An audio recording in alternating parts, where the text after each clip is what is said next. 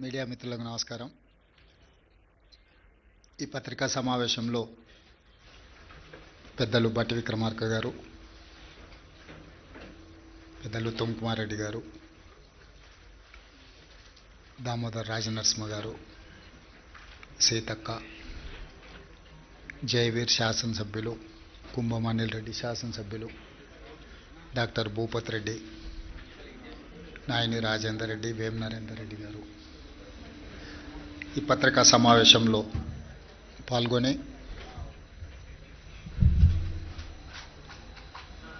తెలంగాణ రాష్ట్రంలో స్థానిక సంస్థల ఎన్నికలు 12,728 గ్రామ పంచాయతీలకు గాను 12,702 గ్రామ పంచాయతీ ఎన్నికలు పూర్తి చేసుకొని వాటి ఫలితాలను రాష్ట్ర ఎన్నికల అధికారులు ప్రకటించడం జరిగింది. ఈ పంచాయతీరాజ్ ఎన్నికలను ప్రశాంతంగా, ప్రజాస్వామ్యబద్ధంగా,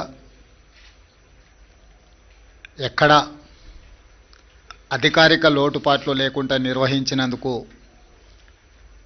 ప్రభుత్వ సిబ్బందిని రాష్ట్ర ప్రభుత్వం తరఫున మనస్ఫూర్తిగా నేను అభినందిస్తున్నా. అదేవిధంగా కాంగ్రెస్ పార్టీ కార్యకర్తల్ని, తెలంగాణ ప్రజలను కష్టపడ్డందుకు కార్యకర్తల్ని, కాంగ్రెస్ పార్టీని ఆశీర్వదించినందుకు తెలంగాణ ప్రజలకు కాంగ్రెస్ పార్టీ పక్షాన వారికి కృతజ్ఞతలు తెలియజేస్తున్నాను. డిసెంబర్ 7, 2023 నాడు ప్రజాపాలన బాధ్యత చేపట్టి డిసెంబర్ 7, 2025 నాటికి 2 సంవత్సరాలు పూర్తి చేసుకున్న సంబరాలు జరుపుకోవడమే కాకుండా 2 సంవత్సరాలు పూర్తయిన సందర్భంలో స్థానిక సంస్థల ఎన్నికలు తెలంగాణ రాష్ట్రంలో నిర్వహించడం జరిగింది. డిసెంబర్ 11, డిసెంబర్ 14, డిసెంబర్ 17 3 విడతలుగా స్థానిక సంస్థలకు జరిగిన ఎన్నికలలో అద్భుతమైన ఫలితాలను కాంగ్రెస్ పార్టీ సాధించింది. ఇందుకు కష్టపడ్డ కార్యకర్తల్ని 2 సంవత్సరాల తర్వాత తిరిగి స్థానిక సంస్థల ఎన్నికల రూపంలో ప్రజల దగ్గరికి వెళ్తే ప్రజలు సంపూర్ణమైన విశ్వాసం మా ప్రభుత్వం మీద ప్రకటించి మమ్మల్ని ఆశీర్వదించినందుకు కాంగ్రెస్ పార్టీ శాసనసభ పక్షాన ప్రజలకు ఎల్లవేళలా అందుబాటులో ఉండి విశ్వసనీయ పాత్రులుగా ప్రజా సమస్యల్ని పరిష్కరిస్తామని చెప్పి ఈ సందర్భంగా తెలియజేస్తున్నాను. మీకు అందరికీ తెలుసు, వివిధ రకాల విశ్లేషణలు, వివిధ రకాల పత్రికలలో ప్రకటనలు, రాజకీయ నాయకులు వాళ్ళ పార్టీలకు సంబంధించిన వివరాలను చాలా సందర్భాలలో అన్వయించడం, విశ్లేషించడం, వివరించడం జరిగింది. ఈరోజు మా పక్షాన ఫలితాలను, మాకు అందిన సమాచారము మీ ద్వారా తెలంగాణ ప్రజలకు, మీడియా మిత్రులకు వివరించాలని మంత్రివర్గం అందరం కలిసి తీసుకున్న నిర్ణయం ప్రకారము 12,702 గ్రామ పంచాయతీల ఫలితాలలో 7,527 గ్రామ పంచాయతీలు కాంగ్రెస్ పార్టీ, 808 కాంగ్రెస్ పార్టీకి సంబంధించిన రెబెల్స్ ఈ ఎన్నికలలో నెగ్గడం జరిగింది.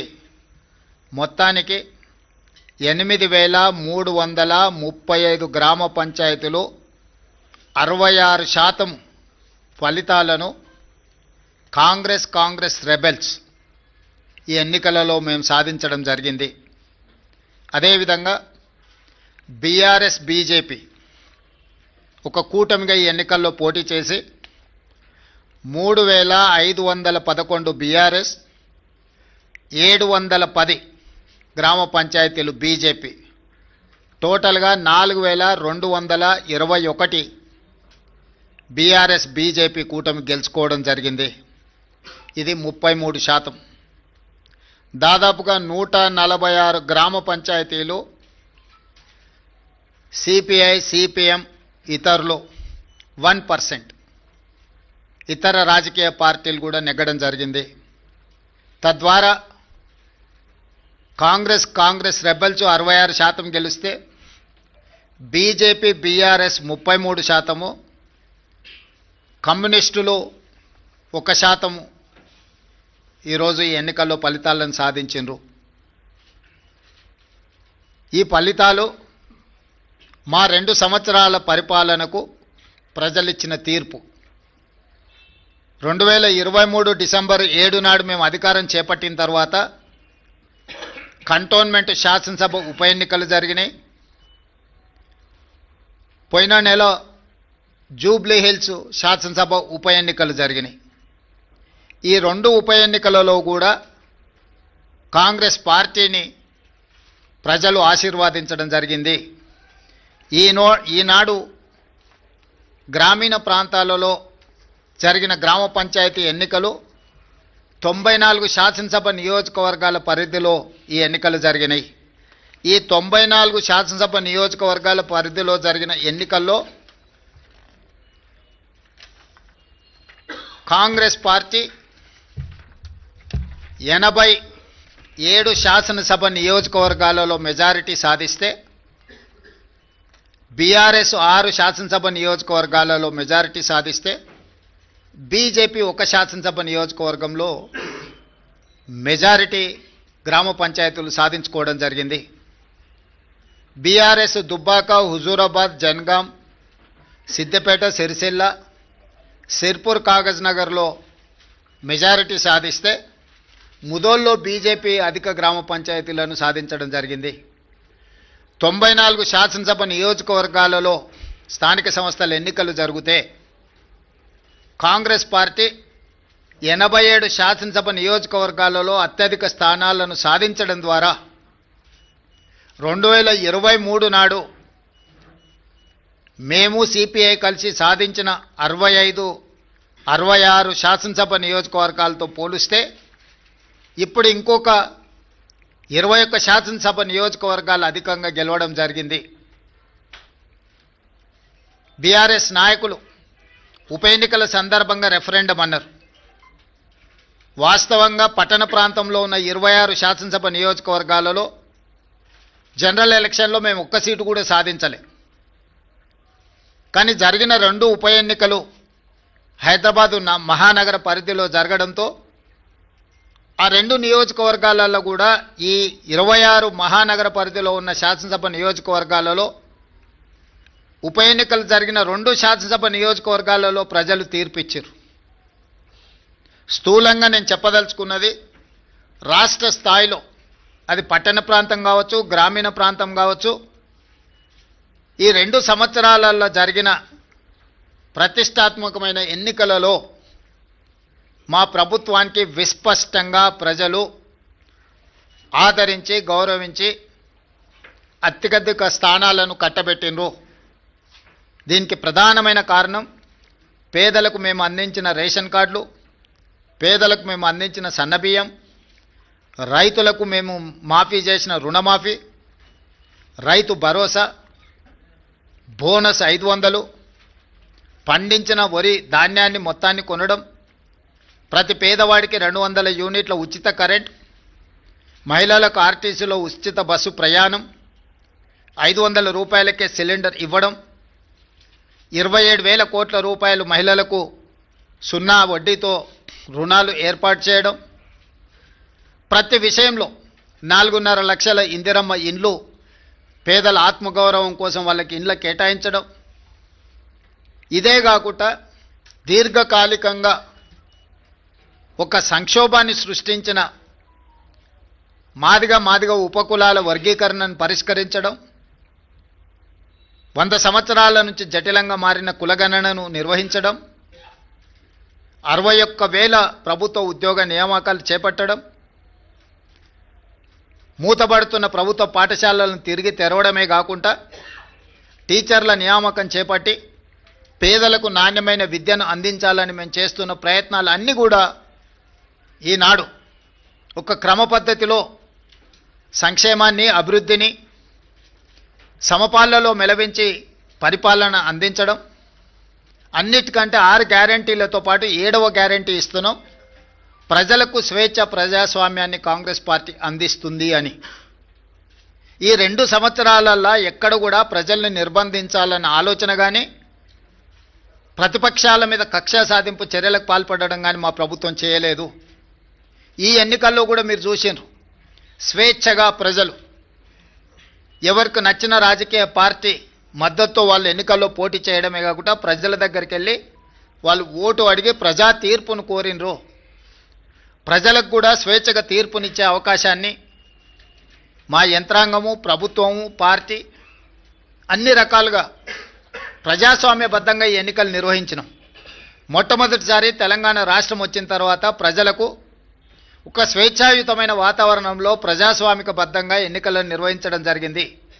ఈ ఎన్నికల్లో అధికార దుర్వినియోగానికి పాల్పడడం కానీ, లేకపోతే మా హోదాలను అడ్డుపెట్టుకొని ప్రత్యక్షంగానో పరోక్షంగానో రిజర్వేషన్ల మీద ప్రభావం చూపించడమో, లేకపోతే ఎన్నికలను ప్రభావితం చేసే నిర్ణయాలను కానీ మేము చేయలేదు. అందుకే తెలంగాణ రాష్ట్రంలో మేము ఇచ్చిన 7వ గ్యారంటీని కూడా ఈరోజు అమలు చేసి చూపించినాము. దాంతో స్వేచ్ఛతో కూడుకున్న ప్రజాస్వామికబద్ధమైన ఎన్నికల్ని నిర్వహించి ప్రజల చేత మన్ననలు పొంది ఒక మంచి పరిపాలన అందించడానికి మేము ముందుకు వెళ్తున్నాము. ఏ రోజు కూడా ఓడినప్పుడు కుంగిపోవడము, గెలిచినప్పుడు ఉప్పొంగిపోవడం, గెలిస్తే అహంకారంతో కళ్ళు నెత్తికెక్కడం లాంటి వ్యవహారాలలో మేమెప్పుడూ భాగస్వాములం కాలేదు. వీటన్నిటికీ దూరంగా ఉండి ప్రజలకు దగ్గరగా, చెరువగా ఉండి సంక్షేమాన్ని, అభివృద్ధిని ముందుకు తీసుకువెళ్లాలనే ప్రయత్నం చేస్తూనే ఉన్నాం. ఈనాటి ఫలితాలు మా బాధ్యతను మరింతగా పెంచినాయి. ఈనాడు కేంద్ర ప్రభుత్వం ఆనాడు శ్రీమతి సోనియా గాంధీ, మన్మోహన్ సింగ్ గారు అందించిన మహాత్మా గాంధీ ఉపాధి హామీ పథకాన్ని నిర్వీర్యం చేసి, నీరుగార్చి, పేరు మార్చడమే కాకుండా విధానాలను మార్చడం ద్వారా పేదలకి పథకాన్ని అందకుండా చెయ్యాలన్న కక్ష, కుట్ర స్పష్టంగా కనిపిస్తుంది. కేంద్రంలో సోనియా గాంధీ గారి మీద, రాహుల్ గాంధీ గారి మీద కక్షతో కూడిన అక్రమ కేసులు పెట్టడం, కోర్టులు చీవాట్లు పెట్టినా కూడా మారకపోవడాన్ని మనం కళ్ళతో చూస్తున్నాం. వీటన్నిటిని దృష్టిలో పెట్టుకొని ప్రజలు ప్రజాస్వామికబద్ధమైన కాంగ్రెస్ పార్టీ ప్రజలకు రక్షణ. అందుకే ఈరోజు తెలంగాణ ప్రజలు కాంగ్రెస్ పక్షాన బలంగా నిలబడ్డారు. ఈ స్ఫూర్తి కొనసాగుతుంది. భవిష్యత్తులో ఇంకా బలంగా పనిచేస్తాము, బాధ్యతతో పనిచేస్తాము. ఎదిగినా కొద్దిగా ఒదగాలి అని పెద్దలు ఏదైతే సూచన చేసిండ్రో వాటిని దృష్టిలో పెట్టుకొని ఆ విధంగానే ముందుకు వెళ్తాము. ప్రతిపక్షంలో ఉన్న వాళ్లకు అధికారం కోల్పోయినా అహంకారం దగ్గలేదు. ఇంకొక ఆయన కడుపు నిండా విషం పెట్టుకొని, మూసీలో కాలుష్యం కంటే ఆయన కడుపులో విషం ఎక్కువగా కనిపిస్తుంది, ఆయన మాటల్లో, ఆయన చేతల్లో, ఆయన వ్యవహార శైలిలో. ఇప్పటికైనా ప్రజా తీర్పును గౌరవించి ప్రభుత్వం తీసుకుంటున్న నిర్ణయాలకు సహకరించి ముందుకు రావాలి. ఏదైనా మాట్లాడతాం, ఎట్లయినా మాట్లాడతాం. బరితెగించిన విధానాలతోని ప్రజల్ని ఇబ్బంది పెడతాము అనంటే ప్రజలు ఇచ్చే తీర్పు ఈరోజు వాళ్లకు కనువిప్పు కలగాలి అని నేను అనుకుంటున్నా. ఈ ఫలితాలను చూసే అద్భుతం అనుకుంటారు. సంతోషం. ఈ అద్భుతం 2029లో కూడా జరుగుతుంది మీరు కోరుకున్నట్టే. 2/3 మెజారిటీతోని 2029లో కాంగ్రెస్ తిరిగి అధికారంలోకి వస్తుంది. 1/3 మీరుంటారు, 2/3 మేముంటాము. ఈ తీర్పు 2029లో కూడా పునరావృతం కాబోతుంది. ఇప్పటికైనా అహంకారం తగ్గించుకోండి, అసూయను తగ్గించుకోండి. తెలంగాణలో అమలు జరుగుతున్న సంక్షేమ అభివృద్ధి కార్యక్రమాలకు సహకరించండి. బాధ్యతాయుతమైన ప్రతిపక్షంగా వ్యవహరించండి. అంతే తప్ప మీ అసూయలతో, మీ ద్వేషంతో తెలంగాణ రాష్ట్రానికి నష్టం జరిగే విధంగా మీరు మాట్లాడకండి. అంతర్జాతీయ విపణిలో తెలంగాణ రాష్ట్రానికి ఒక గొప్ప గుర్తింపు, పర్ క్యాపిటల్ దేశంలోనే నెంబర్ 1 3,87,000 రూపాయలతో పర్ క్యాపిటల్ ఇన్కంలో కానీ జిఎస్డిపిలో కానీ అన్ని రంగాలలో తెలంగాణ దేశంలోనే నెంబర్ 1 రాష్ట్రంగా ఈరోజు అభివృద్ధి పదం వైపు నడుస్తున్నది. ఇంకా అభివృద్ధి జరగాల్సిన అవసరం ఉన్నది.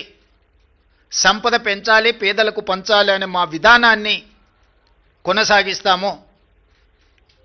ఇప్పుడు ఏ విధంగా అయితే మీడియా సహకారం ఉందో భవిష్యత్తులో కూడా మీ సహకారం ఈ విధంగా ఉండాలి అని మా ప్రభుత్వం భావిస్తుంది.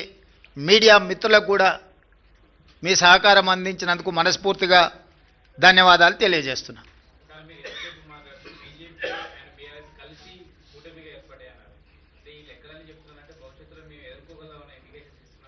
ఖచ్చితంగా దాంట్లో మీకు అనుమానం ఎందుకు? పార్లమెంట్ ఎన్నికల్లో వాళ్ళిద్దరు కలిసి వచ్చినా కూడా ఎదుర్కొని 8 సీట్లు సాధించినాం, 40% పైగా ఓట్లు సాధించినాం. ఇది భవిష్యత్తుకు పునాదులే వాళ్ళిద్దరూ కలిసిమెలిసి పోటీ చేస్తారనేది. నిన్న కేటీఆర్ ఒక రోజు ముందు కేటీఆర్ మాట్లాడతారు, తర్వాత రోజు కిషన్ రెడ్డి మాట్లాడతారు. సేమ్ ప్రెస్ మీట్ ఏదైనా చూడండి మీరు. కిషన్ రెడ్డి గారు ఇప్పుడే ఏదో జరిగిపోయినట్టుగా, బీఆర్ఎస్ ఉన్నప్పుడు అద్భుతాలు జరిగినట్టుగా, బీఆర్ఎస్ ఉంటేనే బాగుంటుంది అన్నట్టుగా కిషన్ రెడ్డి గారు వ్యవహార శైలి చూసిన తర్వాత మీకు ఏమైనా అనుమానం ఉందా? అందుకే చెప్తున్నా, వాళ్ళిద్దరు కలిసి 1/3, కాంగ్రెస్ ఒకటి 2/3. వాళ్ళిద్దరు కలిసి 33%, మేము ఒక్కరం 66%.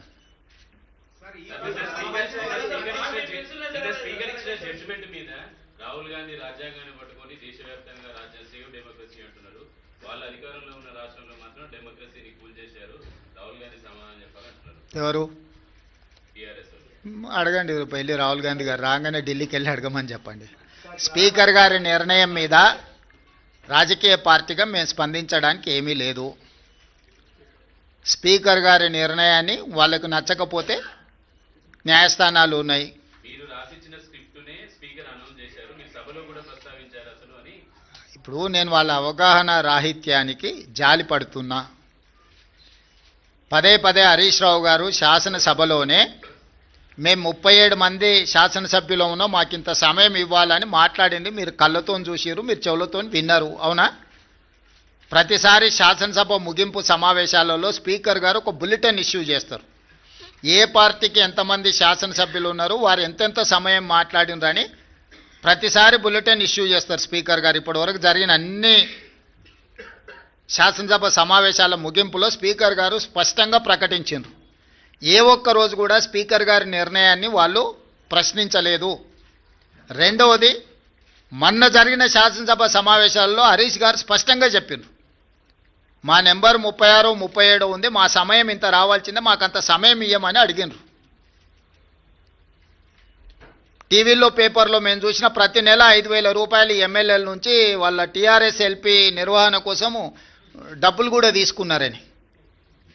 లావాదేవీలు బాగానే ఉన్నాయి, వ్యవహారం బాగానే ఉంది, వాళ్ళ పేరు మీద మైకు కావాలి, వాళ్ళ పేరు మీద మాటలు కావాలి, వాళ్ళ జీతాలలో వాటాలు కావాలి. మీ వాళ్ళనే మీ వాళ్ళు కాదు అని అనుకునే పరిస్థితి ఎందుకు దాపురించింది? ఇంత రాజకీయంగా ఇంత దుర్భరమైన, ఇంత నికృష్టమైన పరిస్థితి ఎవరికైనా వస్తుందా? సొంత పార్టీ ఎమ్మెల్యేలనే మా వాళ్ళు కాదు అని. మనం గతంలో చూసినాం పిల్లల్ని నమ్ముకునేటోళ్ళను, సంతలాల్లో వచ్చి పిల్లల్ని నమ్ముకున్నారని. కనీసం వాళ్ళు పేదరికం ఉండని నమ్ముకున్నారు అనుకున్నాం. మరి ఇప్పుడు వీళ్ళ విచిత్రం ఏందో, మేము మీ పిల్లలమే, మేము మీ వాళ్ళమే అని వీళ్ళు అంటారు, మీరు మా వాళ్ళు కాదని వాళ్ళు అంటారు. వాళ్ళు అదే చెప్తున్నారు కదా. ఇప్పుడు దాంట్లో ఎవరు మైనర్స్ లేరు, అందరు మేజర్లే కదా, విజ్డమ్ ఉన్నోళ్ళే కదా. ఆ మేజర్స్ విజ్డమ్ ఉన్నోళ్ళే వాళ్ళు ఎవరో చెప్తున్నప్పుడు నీ అభిప్రాయంతో నా అభిప్రాయంతో ఏం పని ఉంది?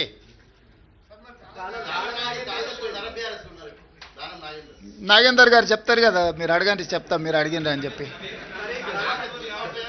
ఎస్, అమర్ గారు.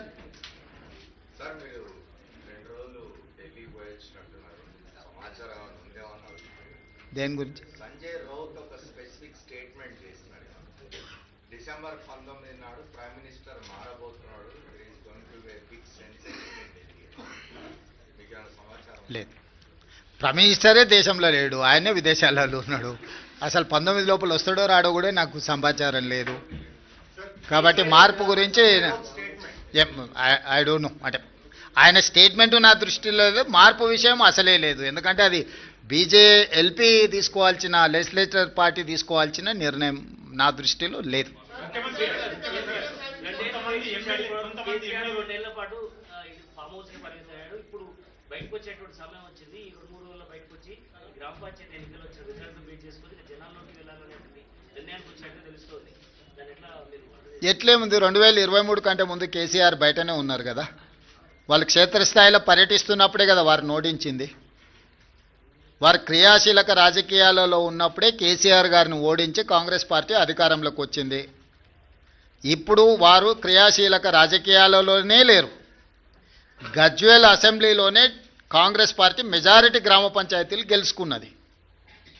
అంటే గజ్వేల్ నియోజకవర్గ ప్రజలు కూడా కేసీఆర్ గారు క్రియాశీలక రాజకీయాలలో లేరు, రాజకీయాలతో వారికి సంబంధం లేదు. ఒకవేళ ఉన్న గజ్వేల్ శాసనసభ సభ్యుడిగానే వారి వల్ల ప్రయోజనం లేదని ప్రజలు ఈరోజు తీర్పిచ్చిండ్రు. గజ్వేల్ నియోజకవర్గ ప్రజలే కేసీఆర్ నాయకత్వాన్ని తిరస్కరించి అక్కడ కాంగ్రెస్కు మెజారిటీ గ్రామ పంచాయతీలు ఇచ్చిన తర్వాత ఇంకా ఏదో అద్భుతం జరుగుద్ది అని, అల్లావుద్దీన్ అద్భుత దీపం వస్తుంది అని ఆశిస్తే అది ఆశావాహుల యొక్క అభిప్రాయం. నేను కొత్తగా చెప్పడానికి ఏం లేదు. ఏం ప్రభాకర్?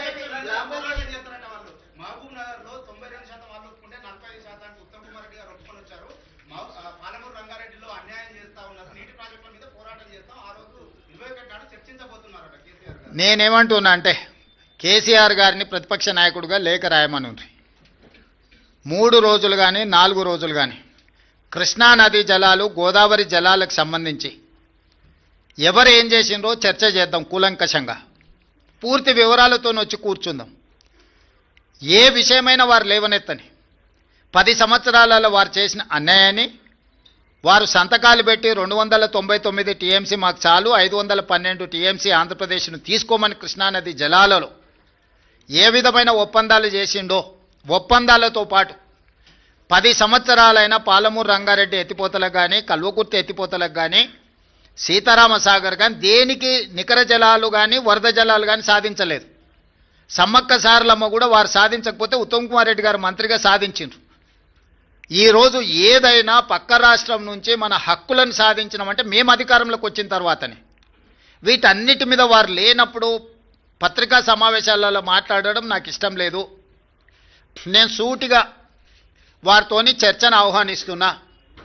చంద్రశేఖరరావు గారు బీఆర్ఎస్ ఆఫీస్ కార్యాలయంలో చర్చించడం కాదు, వారు అడిగితే ఎప్పుడంటే అప్పుడు ప్రత్యేక సమావేశాలు ఏర్పాటు చేస్తా.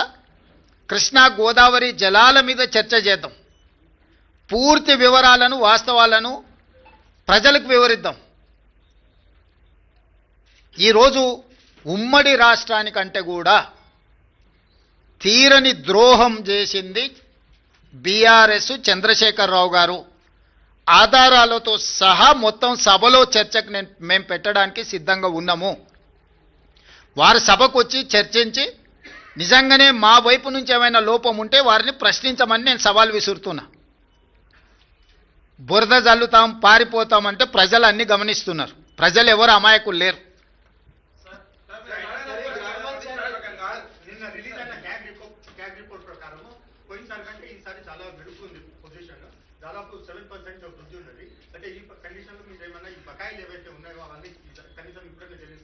ఏం బకాయి?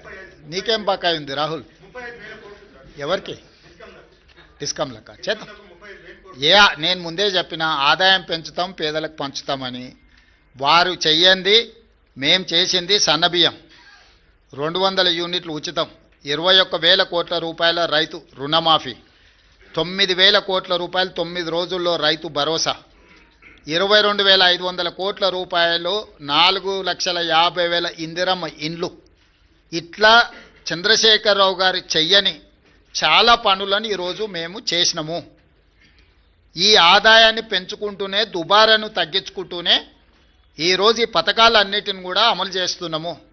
ఎంత ఆదాయాన్ని పెంచితే అంత పేదలకు ప్రయోజనం చేకూర్చే విధంగా ఖచ్చితంగా మేము వాటిని వినియోగం చేస్తాం. ఒక్క రూపాయి కూడా దుర్వినియోగం జరగకుండా ప్రజలకు ఏ రకంగా మేలు చేయాలనేదే మా నిత్యం తాపత్రయము. ఖచ్చితంగా వాటిని అమలు చేస్తాం. ఇప్పుడు ఎన్నికలకు సంబంధించి మాట్లాడుకుందాం. గ్రామ పంచాయతీ ఎన్నికలు వాటి ఫలితాల మీద మాట్లాడుకుందాం. కొంత మంత్రుల ఊళ్ళల్లో కొంతమంది ఎమ్మెల్యేల ఊళ్ళల్లో వాళ్ళు అంటే ఇప్పుడు గజ్వెల్ల కేసీఆరే దెబ్బతిని ఓడిపోయి అక్కడ ఉన్నాడు. ప్రధాన ప్రతిపక్ష నాయకుడే ఓటమి చెందిండు. మెజారిటీ సీట్లు కాంగ్రెస్కి వచ్చినాయి. గ్రామాల ఎన్నికలు గ్రామ పరిస్థితులను బట్టి జరుగుతాయి. శాసనసభ్యుడినో మంత్రినో ముఖ్యమంత్రినో పట్టి జరగవు. ఓవరాల్గా ఫీల్ గుడ్ ఫ్యాక్టర్ ఉంటుంది. గ్రామంలో ఉండే నేపథ్యాన్ని సామాజిక వర్గాల సమతుల్యతను దృష్టిలో పెట్టుకొని ఎన్నికలు జరుగుతాయి. ఎట్లా జరిగినా ఫలితాలు అనేది ఇక్కడ కళ్ళకు కట్టినట్టుగా కనిపిస్తున్నాయి. 94 నియోజకవర్గాలలో 87 శాసనసభ నియోజకవర్గాలలో కాంగ్రెస్ పార్టీకి మెజారిటీ వచ్చింది. ఈ లిస్ట్ అంతా మీకు ఇస్తాము. ఏ నియోజకవర్గంలో ఎన్ని గెలిచిండ్రో స్పష్టంగా మీకు లిస్ట్ ఇస్తాము.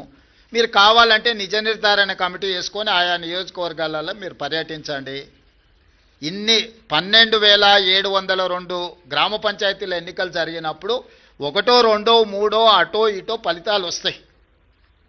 ఆ ఫలితాలు అనేది భవిష్యత్తులో మన కార్యాచరణను సవరించుకోవడానికి ఉపయోగించుకుంటాం తప్ప దానికి మించి వేరే రకంగా దీని మీద చర్చించుకోవాల్సిన అవసరం లేదు.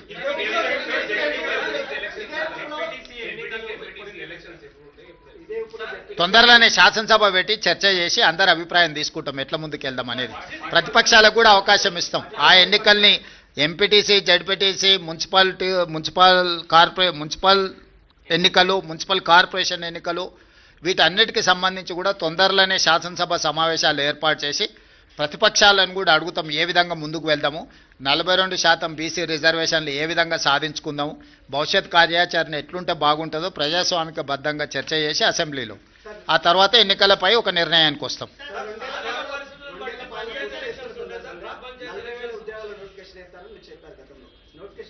చేస్తాం తప్పకుండా. ఇప్పుడు అన్ని పరిశీలిస్తున్నాం, సభలో చర్చించి తీసుకుంటాం.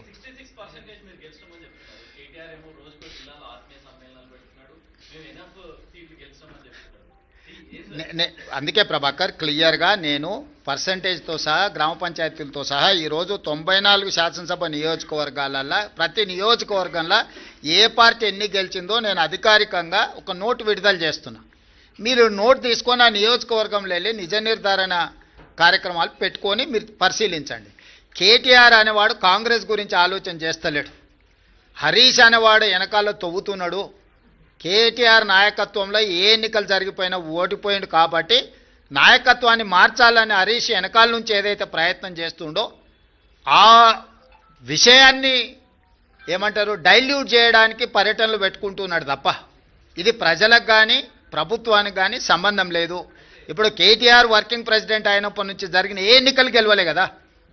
జనరల్లో అసెంబ్లీ కావచ్చు, జనరల్లో జరిగిన లోక్సభ కావచ్చు, తర్వాత జరిగిన ఉప ఎన్నికలు కావచ్చు, తర్వాత జరిగిన గ్రామ పంచాయతీ ఎన్నికలు కావచ్చు. ఈరోజు హరీష్ వర్గం ఆల్రెడీ సోషల్ మీడియాలో మిగతా మీడియాలలో మొదలుపెట్టింది కదా. కేటీఆర్ ఉంటే ఇంకా పార్టీ మిగలదు కాబట్టి కేటీఆర్ను తప్పించండి, హరీష్కు నాయకత్వాన్ని అప్పచెప్పండి అని ఒక స్లోగన్ తీసుకొని బయలుదేరిండు.